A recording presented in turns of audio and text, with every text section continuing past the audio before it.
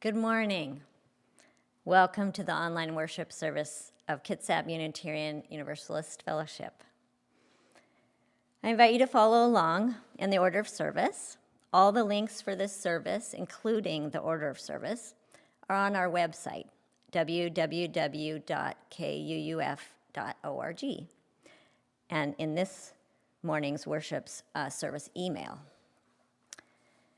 Whoever you are and wherever you have come from, for this hour we here are one gathered congregation, and all are welcome. My name is Marcia Kristen, and I started coming to KUUF in 2004 with my 3 children and my husband, who were elementary age at that time. We've been so thankful through the years for this welcoming congregation, as in the future, all 3 of my children would identify as queer, and this has been a place of support. Our worship leader this morning is the Reverend Mckinley, live in the pulpit. She is the affiliated community minister at the Olympia UU congregation, where she coordinated the Faith in Action ministry. She continues to serve on the UUA Western Pacific's region's Healthy Congregations team. And now I'd like to welcome any visitors. Please join us and introduce yourselves after the service during our Zoom coffee hour. We welcome everyone to attend our Zoom coffee hour after this service. The link is also in the email that went out this morning, and it will show on the screen following this worship service. You will need to use the password coffee with a capital C to be admitted to the coffee hour. And the announcements are available on our website, www.kuuf.org, and our weekly email newsletter, The Candle. So we would like to start today by acknowledging that the land on which we gather is the Aboriginal territory of the Suquamish people. They have lived in harmony with the lands and waterways along the Washington Central Salish Sea for thousands of years. The Suquamish tribe still lives here and protects the land and waters of their ancestors for future generations, as promised by the Point Elliott Treaty of 1855. Now please enjoy our call to worship, The Fire of Commitment, performed by Brian Kenny and Alina Hemingway.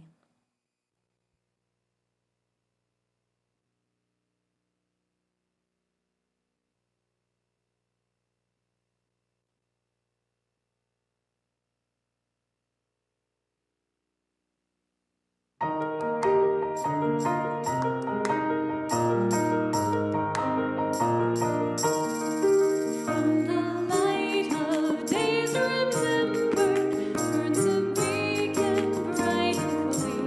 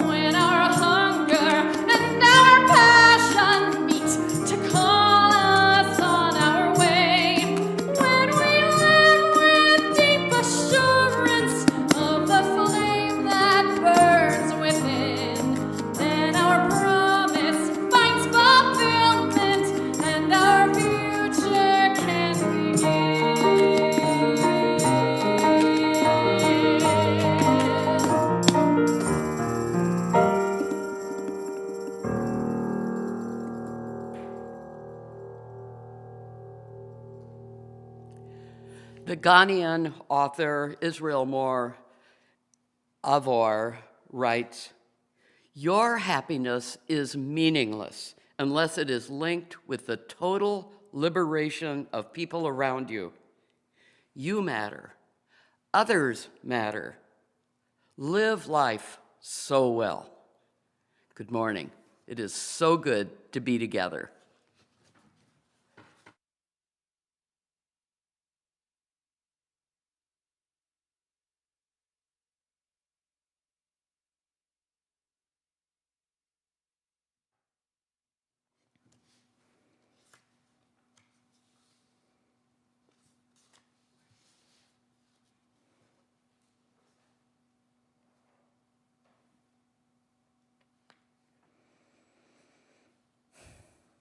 Join me now in lighting our chalice.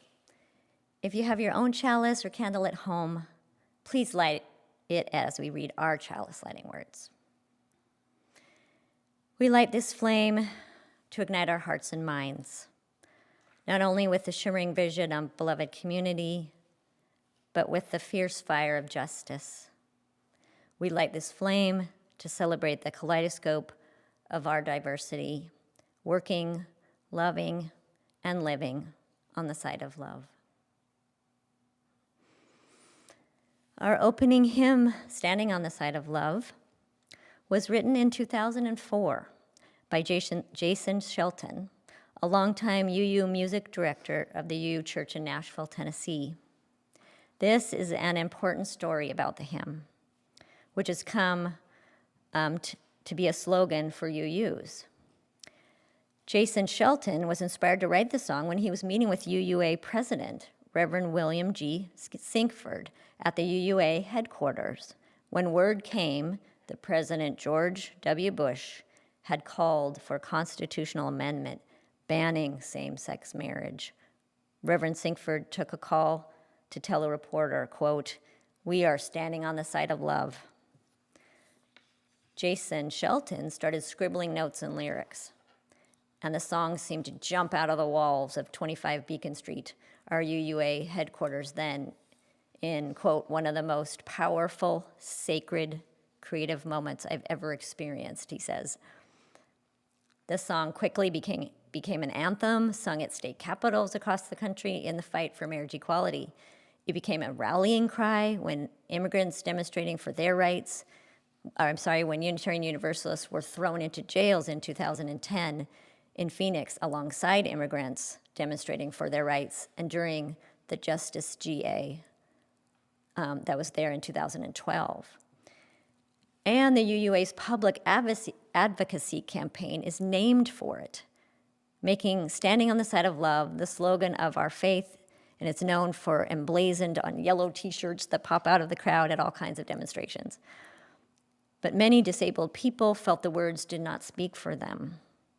And at General Assembly 2016, the Reverend Teresa Soto spelled out for the denomination how ableist the language makes her feel. Soto, now interim minister of UU Congregation of Flint, Michigan, has cerebral palsy. The theme for ministers that week had been walking as a spiritual practice and a metaphor, woven through homilies, readings, and hymns. And at the Sunday service, Soto, who was being recognized as a newly fellowshipped minister, sat at the front of the stage in her scooter. She held up an ouch sign at every standing or walking metaphor. Shelton, thinking more about his song in August 2000, this brought him to be thinking more about his song, and in August 2016, he decided to change the lyric to "Answering the Call of Love." The vowels and syllables scanned, and he believes the new words make a more flexible metaphor. We look forward to the time when the new version of the hymn, reflecting our UU values, is in a new UU hymnal for us all to sing. For now, please join in singing this important hymn. We are standing on the side of love, number 1014 in our teal hymnal, singing the journey, and the lyrics will appear on the screen.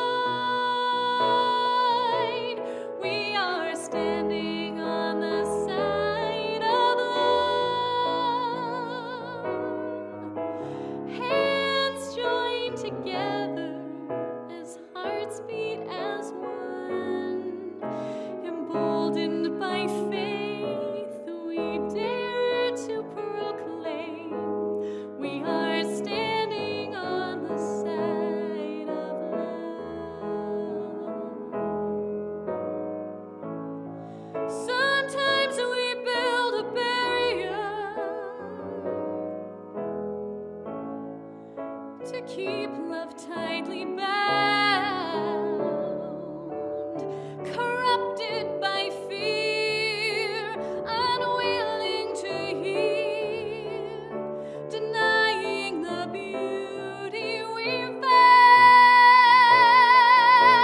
We are standing on the side of love, hands joined together as hearts beat as one, emboldened by faith, we dare to proclaim we are standing on the side of love. A bright new day is dawning, when love will not divide, reflections of grace in every face, fulfilling the vision divine. We are standing on the side of love, hands joined together as hearts beat as one, emboldened by faith, we dare to proclaim we are standing on the side of love. We are standing on the side of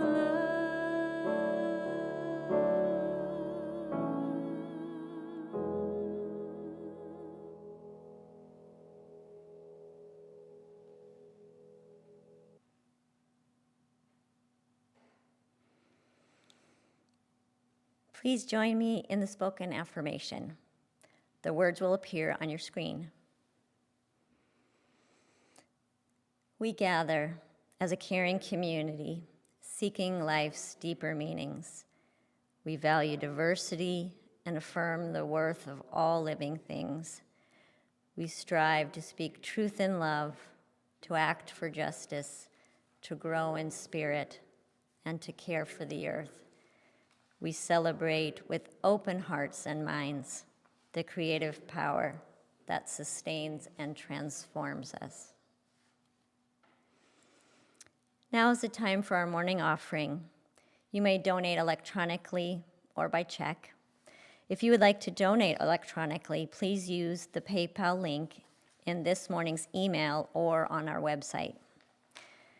You may then email admin@kuuf.org to let us know if your donation is for 1, the KUUF General Fund, 2, the Minister's Discretionary Fund to help our members in need, or 3, our monthly charitable giving recipient for June, the Bremerton chapter of the NAACP. And funds that are not given a designation will go to our general fund. If you would like to donate by check, please send a check to the address on the screen. In the memo line, designate to which of the funds your offering should go. And if this is your first time at KUUF, you are our guest. There is no need to contribute. Let there be an offering to strengthen and sustain our community, which is sacred to so many of us. We'll enjoy our pianist's gift of music and then the children's story.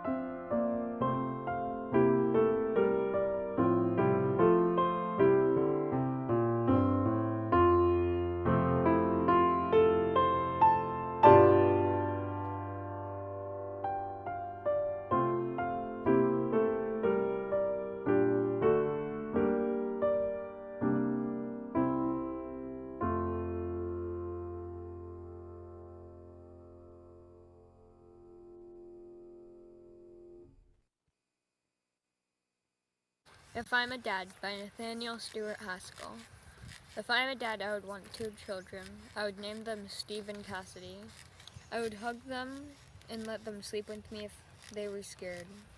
I would read to them a lot, books like Where the Wild Things Are, because that was one of my favorite books. We would memorize the funny parts and roar our terrible roars and gnash our terrible teeth and roll our terrible eyes. And we would say, I'll eat you up, I love you so. Mom, where is the road? We would go Mom, where is Bunny and We would go Road? to every park and every kids movie and every beach we could find. We would go to the library and check out lots of books and read all of them. We would go to the aquarium in Seattle and watch the octopus play.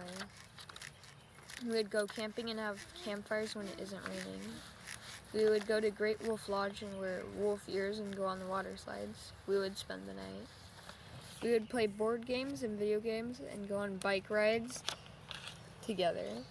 I would create treasure hunts with a treasure box that you can dig up. I would make up easy clues and everyone could have their own shovel. I would never be mean to them or lose my temper or call them mean names. I would tell them they are good people.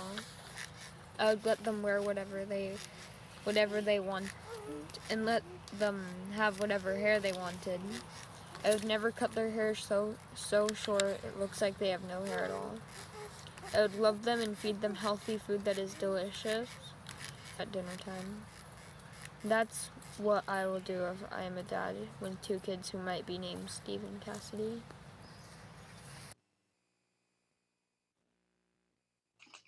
And now let us sing our song that we sing every week. We are each like that little voice on the breeze. We light our candles, we sing our songs, and we let our lights shine, and we let everyone know that they are not alone, and we are here. This little light of mine, I'm gonna let it shine. This little light of mine, I'm gonna let it shine. This little light of mine, I'm gonna let it shine. Let it shine, let it shine, let it shine. Everywhere I go, everywhere I go, I'm gonna let it shine. Everywhere I go, I'm gonna let it shine. Everywhere I go, I'm gonna let it shine. Let it shine, let it shine, let it shine. You are not alone. You are not alone. I'm gonna let it shine.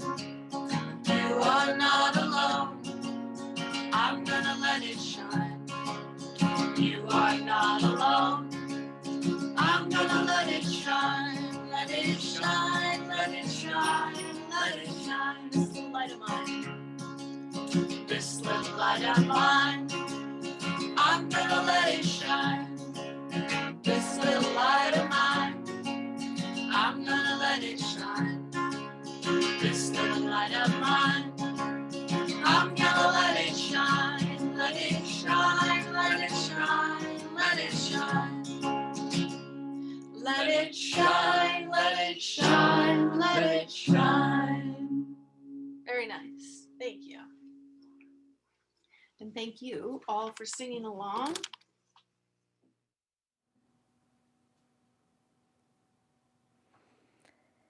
Now is the time for our joys and sorrows. Though we are physically distanced from one another, our hearts and our spirits remain connected. When shared together, our joys are amplified and our sorrows lessened. We have one important joy to celebrate today.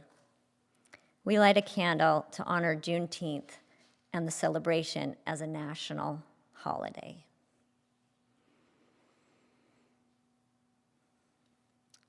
Please now join me in prayer or intention.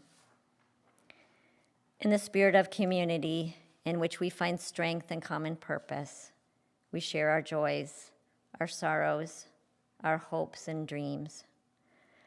We have turned our minds and hearts towards one another in trust, giving love, seeking comfort, and celebrating together. We are part of the web of life that makes us one with all humanity, one with all the universe. In all the moments of our lives, for those loved ones and events shared this morning, and for those we yet hold in the silence of our hearts, we are truly grateful for the love and support of this beloved community. May the spirit of life and love bring peace to us all. Amen. And now we will sing Spirit of Life, hymn number 123 in our gray hymnal. The words will appear on your screen.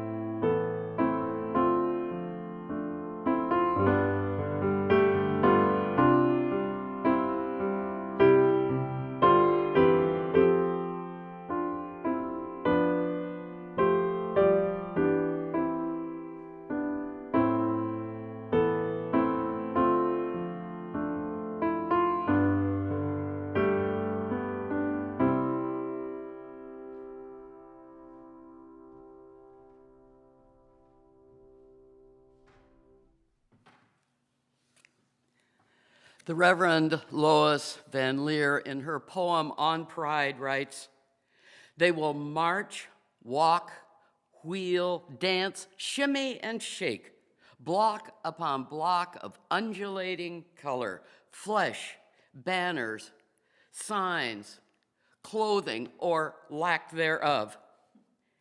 Hands raised, hands linked, apart, together, singing, shouting, chanting, silent. Joyous, tearful, nervous, afraid, proud, defiant, angry, happy, delirious, tentative, ecstatic, courageous, brave, free. The stereotype, the unrecognizable, the flamboyant, the ordinary, the parent, the child, the runaway, the lost, the lonely, the found. Gay, lesbian, bisexual, trans, queer, intersex, questioning, allies, those who taunt and jeer, their banners of hate 10 feet tall. God made Adam and Eve, not Adam and Steve. Burn in hell. But the other slogans, straight but not narrow. I love my gay child, standing on the side of love. Underneath, there is a history, resistance.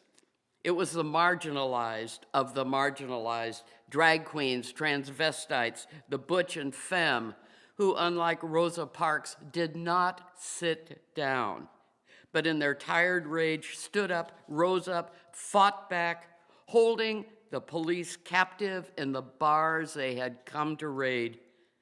Their weapons, their oppression, their hands, beer bottles, Stonewall. 6 days of riots in New York, June 1969. A year later, a march in Philadelphia, New York, Chicago, LA, San Fran, and now any weekend in June, anywhere around the world. Pride. Why do we march?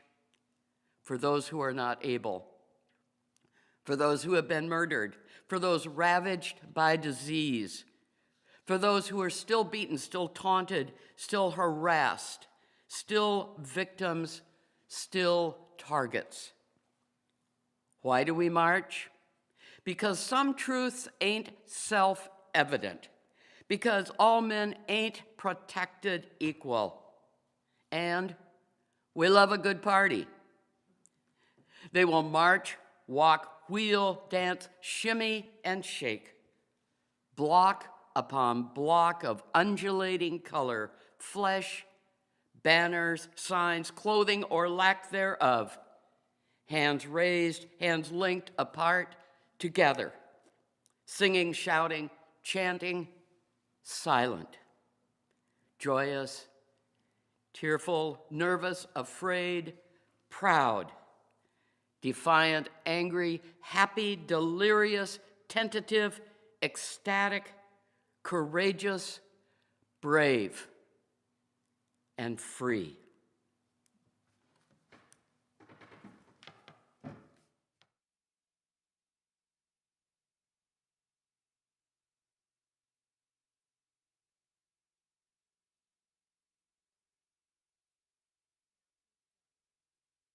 Of reflection, followed by our post-reflection music.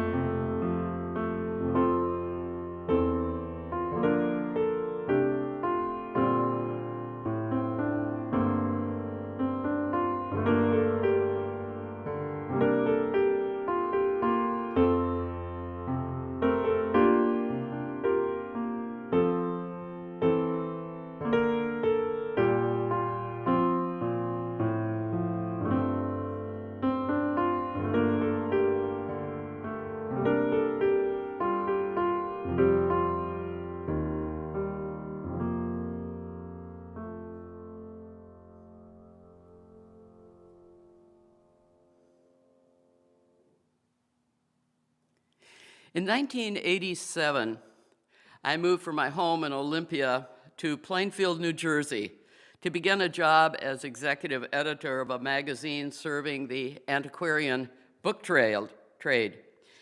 It was the height that year of the AIDS crisis, and my new congregation, the Plainfield Unitarian Society, had become a strong advocate for compassionate care of the men suffering and dying from AIDS. Much was unknown at that time about this disease, which some called the gay cancer. At the time, there was no treatment for HIV or AIDS. Fear ran rampant in the gay and larger communities about how it was translated. Could you get it by being in the same room with an infected person, by touching the same doorknobs, by sharing a kiss? A number of GLBTQ persons belonged to the church, and our minister, the Reverend Scott Alexander, was gay. Scott, who remains my dear friend and colleague, had become Plainfield's leading spokesperson confronting homophobia, calling for less fear and more compassion in the treatment toward the sick. Our congregation held a community fundraising effort to purchase nebulizers to ease the breathing of those stricken with AIDS-related pneumonia. Tony Pilato, a new friend in Plainfield, was one of the first men I knew well who had AIDS. When I went to visit him in Muhlenberg Hospital, I had to gown and mask up completely before I entered his isolation room.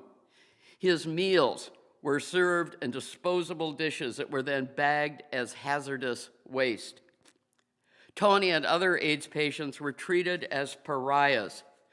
Some homophobic, conservative, religious, and political groups even felt they deserved to have this disease. Again, Scott spoke out, calling for humane medical treatment of those who were HIV and AIDS positive. My friend Tony died not long after that visit, one of the many deaths in Plainfield's gay community. That spring, I attended New York City's Gay Pride Parade, the first and the largest pride parade in the country. The parade stretched from Midtown to Greenwich Village, and in the parade center was a gigantic block-long rainbow flag carried by dozens of men and women, cheered by 1 million onlookers. Yes, like the marchers in the Reverend Van Leer's poem, we sang, danced, and chanted. Yes, in the midst of a devastating health crisis, there was dancing in the streets, on fire escapes above the parade route, singing jubilation.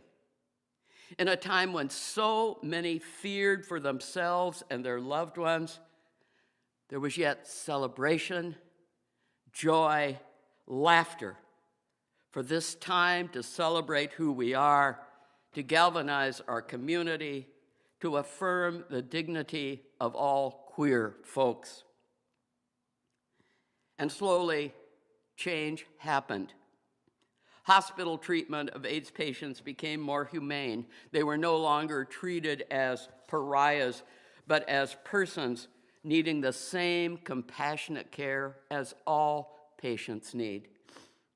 The community began to understand that the disease was not transmitted through casual social interaction. Drugs like AZT were developed to treat the virus. Safe sex became the standard practice. And hearts were transformed. During Tony's illness, I had gotten to know his parents. They were a traditional old country Italian couple who loved their son but found it very difficult to accept his gayness. As Tony's condition declined, his mother began to see and to speak out about the reality of her son's disease, and not just to her friends and inner circle. She agreed to a television interview, speaking as a mother of a gay son who was dying of AIDS, And she then called for greater support of those who were ill, for deeper understanding and compassion. She became a passionate advocate and public face in the Mid-Atlantic region for HIV/AIDS support groups, for treatment, for more research. Before I left New Jersey 2 years later to return home to Washington, I had dinner with the Lopolatos. We talked about her work as a very effective speaker for those suffering from AIDS. She told me that when faced with the reality of their beloved son's approaching death, the prejudices that she had held about homosexuality dropped away. What mattered was the passionate love she had for her son and for the men in Tony's life. Each June during Pride Month, I remember those years when the LGBTQ+ community suffered so much loss, so much fear of the unknown. Yet I also remember the smiles, the chants of those dancing on the New York City fire escapes, the cheering of those pushing their sick friends and lovers down Broadway. I remember the dedication, the voices of those who spoke out and continue to speak out against homophobia, against unequal, unjust treatment of people because of who they love, how they look, or who they are. Pride Month originated, as we heard in Lois Van Leer's poem, to those who were involved in the Stonewall riots that began on June 28, 1969. On that date, police raided the Stonewall Inn, a gay club in Greenwich Village, and bar patrons, the staff, and the neighborhood residents gathered on the street to resist the police action. Among the many leaders of the 6 days of protests and clashes was a Black transsexual woman, Marsha P. Johnson. The message was clear. Protesters demanded the establishment of places where queer people could go and be open about their sexual orientation without fear of arrest. The following year, 1970, the bisexual activist Brenda Howard organized Gay Pride Week and the Christopher Street Liberation Day Parade. Brenda became known as the mother of Pride.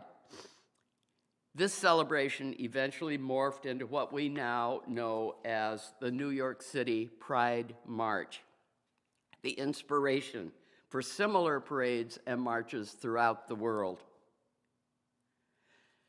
Gay Pride was not born of a need to celebrate being gay, but our right to exist without persecution. Some may wonder why there isn't a straight pride movement, but activists respond, be thankful you don't need one. Today, the rainbow flag is everywhere during Pride Month. I have one hanging, displayed at my house in Olympia. That flag was designed by Gilbert Baker, who was asked by his friend, the gay politician Harvey Milk, to design a symbol for San Francisco's Pride Month in 1978. Of course, sadly, Harvey Milk was assassinated along with San Francisco Mayor George Moscone later that year in that city's hall. Today, not only GLBTQ persons march in pride parades or fly rainbow flags, politicians, families with children, pets, members of congregations swell parade ranks in all over this country and all over the world. Now, these celebrations will continue this coming week as General Assembly, the annual meeting of the Unitarian Universalist Association, opens online. This year's General Assembly theme is Circle Round for Justice, Healing, Courage. And there you can hear and interact with, of course, online, and be inspired by those who are part of that circle. Since it's Pride Month, you might want to join the workshop, Let's Get Down, Sex, Activism, Aging, and Faith, to hear stories of those who came of age in a turbulent time, a time of secrecy and fear. Yet inspired by their faith, these speakers have continued to work for sexual liberation and toward the possibilities of liberation for all. You can hear their stories if you're at General Assembly, and you can bring those stories back here to the Kitsap UU Fellowship. Like the stories some of you may have brought back from the 2012 General Assembly in Portland, when the Supreme Court ruling that made same-sex marriage legal in the United States caused a spontaneous celebration in the Assembly Hall and in the street outside. That is another story of liberation you can share with those who were not there. And these stories are vital. We can more deeply understand the roots of oppression and violence by learning the history and hearing the stories of those who have struggled. Their voices inspire each of us to work for liberation. In his book, Pedagogy of the Oppressed, the Brazilian philosopher and educator Paulo Freire writes, looking at the past must only be a means of understanding more clearly what and who we are, so that we can more wisely build for the future. When activists, or any one of us, works for liberation of others, we do so not just for one group, but ultimately for all. And that is what our faith calls us to do, reminding us in the first and seventh principles that each person has that inherent worth and dignity, and that together we are indeed bound in an interdependent web of existence. Pride Month is a reminder that as people of compassion, of justice, of faith, that we must continue to give our voices and act to stop discrimination, inequality, hatred, and violence. This week, a newsletter from Charter for Compassion, the movement started by the religious scholar Karen Armstrong, included a message from Felipe Zurita, who reminds us that learning more about our past, hearing stories, are the ways we expand our perspectives. Felipe writes that he grew up in a conservative, very religious, unfriendly toward queer anything environment. He writes, I was very lonely despite being surrounded by family and friends. I grew up feeling I wasn't normal. Some of my friends and I believed we were an abomination of God, a mistake, a problem to suppress, or a cross to bear for the rest of our lives. Coming out was a major stepping stone in my journey of self-compassion and living authentically. So, says Felipe, I want to take a moment to let you know that to me, pride, the celebration, not the actual word or the feeling, is more than just parades or parties celebrating queer culture and acceptance. Pride is also about embracing your true self, regardless of what other people might say. It's about celebrating surviving really hard times, overcoming loneliness, shame, fear, abandonment, violence. It's about compassion. It's about that compassion leading to action, where Black trans women moved the rest of the LGBTQ world to mobilize, to stand firm for equality, to truly fight for queer liberation from all systems that have put us down, and acknowledge that when we help those who benefit the least in our communities, We are helping us all. Felipe's message is a reminder that every liberation movement intersects and is connected. We have seen how sexism and racism can collude to foster even more egregious injustice for women of color. When a woman of color is also an impoverished trans woman, the resulting injustice is much more severe.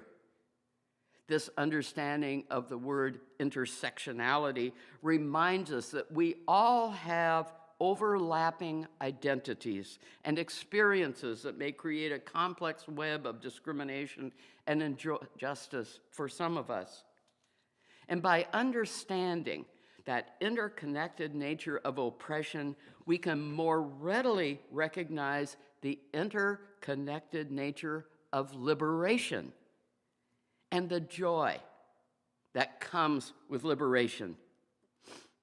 Yesterday was the first official commemoration in this state and soon to be in this nation of Juneteenth, the 156th anniversary of June 19, 1865, when formerly enslaved Africans in Galveston, Texas, finally received official word of the Emancipation Proclamation and celebrated with jubilation the end of their enslavement. As oppressions are interconnected, so is the work for justice. So is the joy of liberation.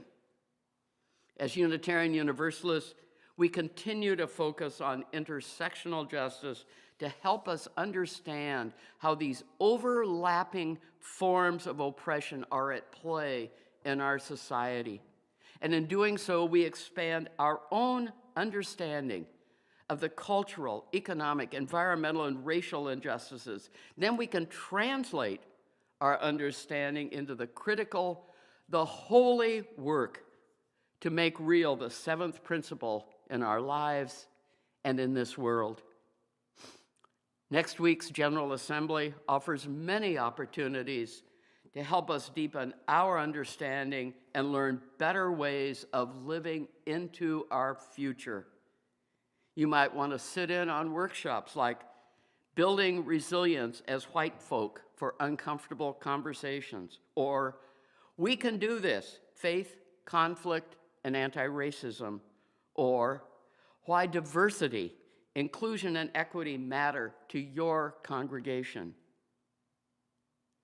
Yes, deeper understanding inspires us to act for justice. This is lifelong work that helps us think about morality and religious work as ongoing. It's ongoing, dramatic activity that can be maddening, even frustrating. But this is work that can be shared, enlivened through our stories and the stories of others, and even redeemed through unheroic acts of solidarity. Ongoing, dramatic, even unheroic acts of solidarity. Like Tony's mom televised ads with the AIDS Support Network. Like the work of a congregation protesting the dehumanizing treatment of AIDS patients at Plainfield's Muhlenberg Hospital. Like the straight, cisgender members of Kitsap UU Fellowship who show up to support local pride festivities. Or all the white identified people who stand each week in Port Orchard to affirm that Black lives matter. These are the acts, heroic and unheroic, that lead to transformation. Let us continue to look at the past, mourn losses and injustice, and yet celebrate the liberating triumphs with joy and singing. Then let us all use all that we more clearly see for the future in our congregations, our communities, and the world. Amen. And so may it be. And now, join as we share the closing hymn, We'll Build a Land. It's number 121 in the gray hymnal, singing the living tradition, and the words will appear on the screen.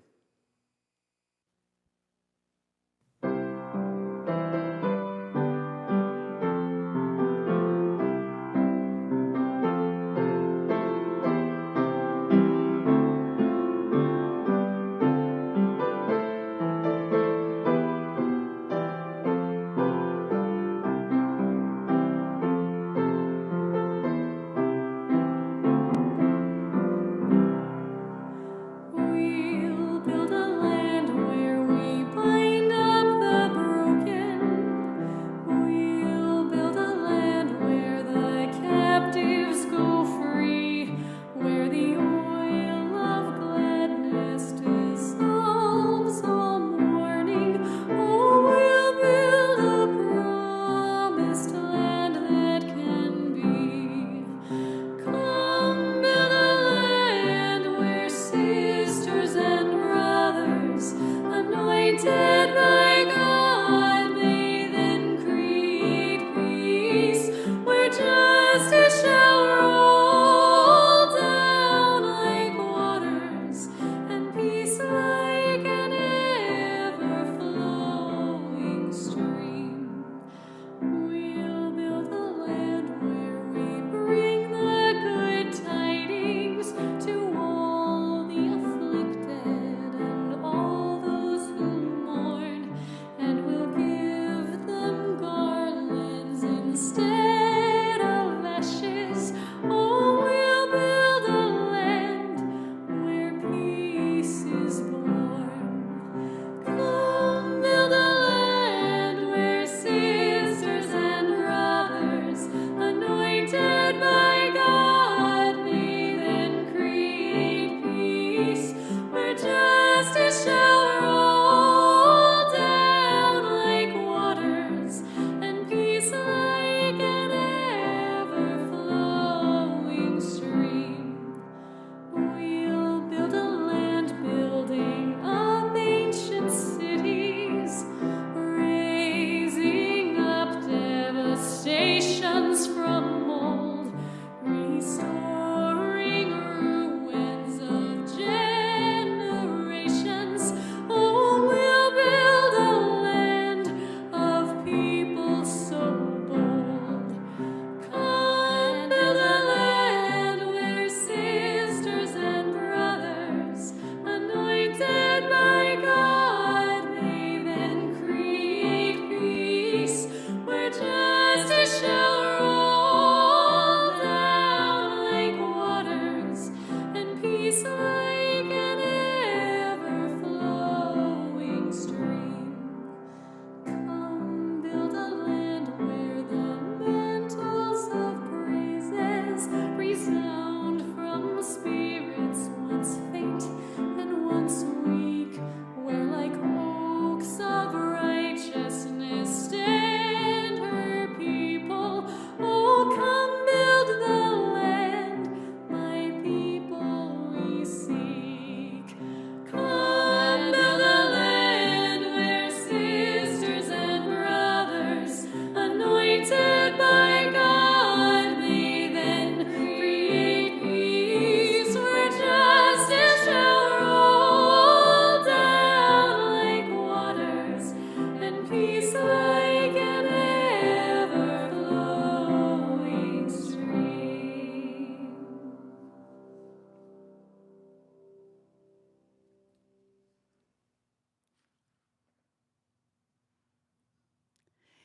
In her poem, To the People Who Have Mistaken Freedom for Liberation, the Reverend Teresa Soto, who protested ableism of our earlier hymn, We Are Standing on the Side of Love, writes, to be free, you must embrace the breadth of your own existence without apology, even if they try to take it from you.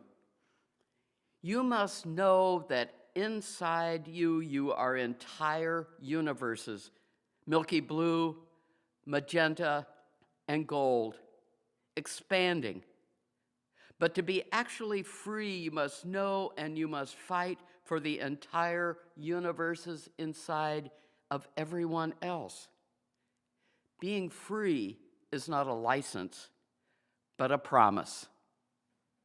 Amen.